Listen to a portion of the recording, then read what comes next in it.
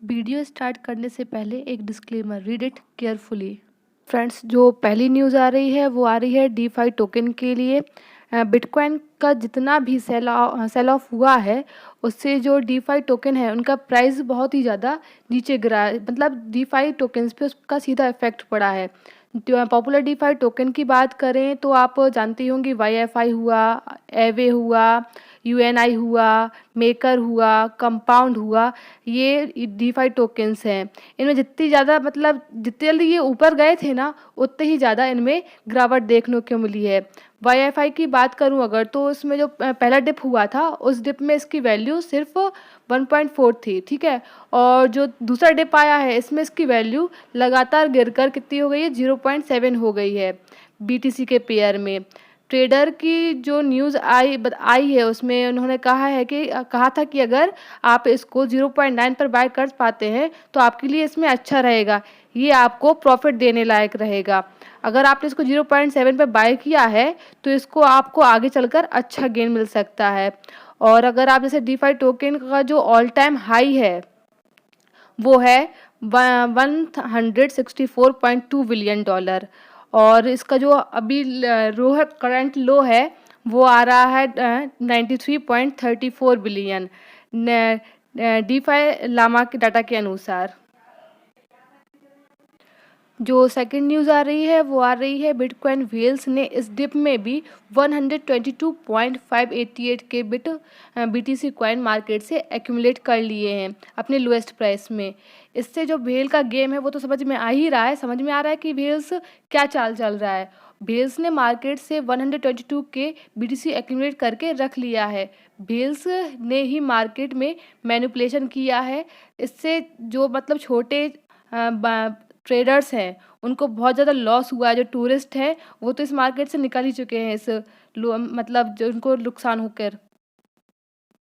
जिन लोगों ने ज़्यादा लिवरेज लेकर रखी हुई होगी या जो पैसे उधार मार्केट से लेकर लगाए होंगे मार्केट में, तो उनका तो पूरा पैसा लॉस हो ही गया होगा। इससे व्हेल्स को बहुत बेनिफिट हुआ होगा। पर जो थर्ड न्यूज़ है जो हम कवर करने वाले हैं वो हॉबी की है। जो हॉबी है उसने अपना फ्यूचर ट्रेडिंग टेम्परेरीली सस्पेंड कर दी है, बंद कर दी है बहुत सारी कंट्रीज़ में। यहाँ ये अटकलें लगाई जा रही हैं कि जो हॉबी ने है ये स्टॉप इसलिए किया है कि जो चाइना है उसने जो अपने रूल्स एंड रेगुलेशन है उसको फिर से रिट्रेड किया हुआ है। तो इसलिए उन्होंने जो हॉबी है उसने अपनी सर्विसेज को कुछ कंट्रीज़ में कुछ समय के लिए बैन कर दिया। वो इसलिए किया है कि जो लोग हैं वो ज़्यादा लिवरेज लेकर फ्यूचर ट्रेडिंग ना कर पाएँ, जिससे जो अगर मार्केट डंप जाता है तो जो ट्रेडर्स हैं वो अपने आप को सेफ साइड में रख पाएँ। इससे भी अपडेट है कि हॉबी एक्सचेंज को हांगकांग ने की जो सिक्योरिटीज़ है और फ्यूचर कमीशंस हैं, उन्होंने उसको उनके द्वारा उसको टाइप 4 और टाइप 9 लाइसेंस मिल चुका है। ये मिला उसको लगभग शायद जुलाई 2020 में दिया गया था। हैं, मैं सारी डाटा के अनुसार जो हॉबी ग्लोबल है वो थर्ड लार्जेस्ट क्रिप्टो एक्सचेंज है वॉल्यूम के बेसिस पर। और जो हॉबी अपना है वो सेटअप जमाना चाह रहा था, बहुत दिनों से सोच रहा था कि मैं सेटअप कहाँ जमाए, तो वो शायद अपना जो हेड क्वार्टर है वो हांगकांग में सेटअप कर सकता है, क्योंकि हांगकांग भी चाइना का ही पार्ट है। और ये जो चाइना की न्यूज़ है और ये जो आपका हॉबी का जो न्यूज़ है, इसको इसलिए भी रिलेट किया जा रहा है क्योंकि जो चाइना है वो अपने जो रूल्स एंड रेगुलेशन है उसको रिट्रेड कर रहा है। और साथ में जो हॉबी ग्लोबल है इसको 4 टाइप और 9 टाइप लाइसेंस मिल चुका है। इसलिए इन दोनों न्यूज़ को रिलेट किया जा रहा है, लेकिन इसका मतलब साफ साफ यही हुआ कि ये दोनों ही न्यूज़ फर्ड हैं। इसका भी जो भेल्स है उसने इसको अफवाह बना के रखा हुआ है। अब मैं आपको इस वीक की 5 ऐसी करेंसीज़ मतलब बताऊंगी, क्रिप्टो करेंसीज़ बताऊंगी जो आपको फ्यूचर में गेन दे सकती हैं। बीटीसी, आपने देखा ही होगा कि जो बीटीसी है वो डाउन गया था लास्ट वीक पे, बट इस वीक में वो धीरे धीरे अपना वॉल्यूम वापस ले रहा है और फिर से वह गेन में आ रहा है, गेनिंग मोड में आ रहा है मार्केट के। अभी उसकी जो मार्केट वैल्यू है वो 35K तक पहुंच चुकी है।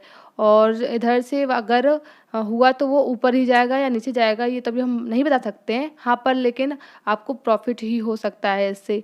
अगर आपने इसको एक्यूमुलेट किया होगा, जो उसकी लोएस्ट प्राइस थी लास्ट वीक पे 30 और 32, अगर आपने इसको इसके बीच आपने इसको एक्यूमुलेट किया होगा बीटीसी को, तो आप आराम से इसको फ्यूचर में गेन ले सकते हैं। और सेकंड हो आप देख सकते हैं इथेरियम। इथेरियम में भी आप देख सकते हैं कि इसको जो 18K था, इसका 1800K से 2000K के बीच में भी अभी अपने आप को इसे के बीच एक्यूमुलेट किया है, और इस वीक में आप इसमें अच्छा गेन बना सकते हैं अगर आपने इसको इसके बीच में एक्यूमुलेट किया होगा तो। और थर्ड कॉइन है हमारा एडीए। एडीए तो हमेशा भी न्यूज़ में ही बना रहता है। अगर आपने इसको डिप में बाय किया होगा तो आपको अच्छा गेन होगा इसका, क्योंकि क्योंकि लगातार ये न्यूज़ में भी बना हुआ है, इसके कोलैबोरेशन भी हो रहे हैं, टाई अप भी हो रहे हैं।